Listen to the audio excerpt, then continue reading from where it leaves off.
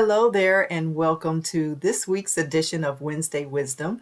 My name is JB Hilliard, and these are weekly video snippets of information designed to answer questions you may have about estate planning or the probate process, or there may be other legal questions swirling around in your head that you need help with, and I'm hopefully here to be the one to answer the question you have or walk you through the process that you're not familiar with. So, with all that said, this week's Wednesday Wisdom, well, let me back up a minute, since it's been a few weeks since I've recorded or posted a Wednesday Wisdom, so I'm kind of excited to be back.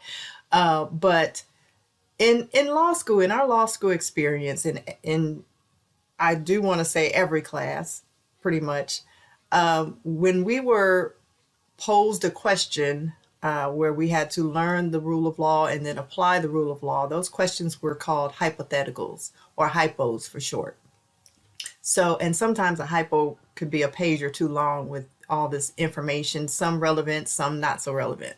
But today I want to pose to you a hypo. So let's just say, hypothetically speaking, we have three people who have entered into an agreement of some sort to co-own this piece of property, this house. And two are married and one is a cousin. Okay.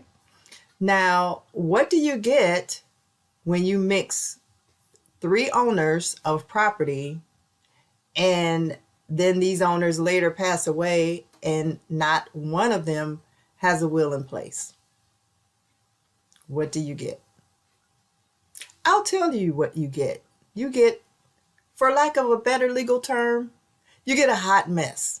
That's the word or the phrase of the day. So let's break this down. Let me give you a little more information for you to ponder and help walk us through this process, what this might look like.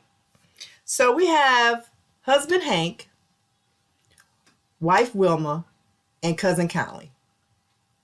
And again, for whatever reason, years and years ago, they saw this piece of property. They said, why don't we all go in on this? And so all names are on the title deed to this house.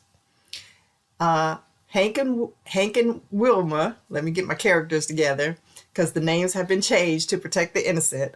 Hank and Wilma were married, as I said, and they have a child together, Hank Jr. And Wilma also has a child from a previous marriage, Wilhelmina. And Conley has no children, never married, and his parents are also predeceased him. So now, at different times over the course of many years, Hank, Wilma, and Conley have all now passed away. So the question is, who gets the house? And on that note, I'm going to leave this as a cliffhanger. And we'll discuss this in more detail. I'm going to have a part 2 to this so we can walk through who should own the house at this point. So with that said, as always, I know, don't you hate that? I appreciate you tuning in and watching this week, and we will hopefully see you next time to find out the answer to these pending questions.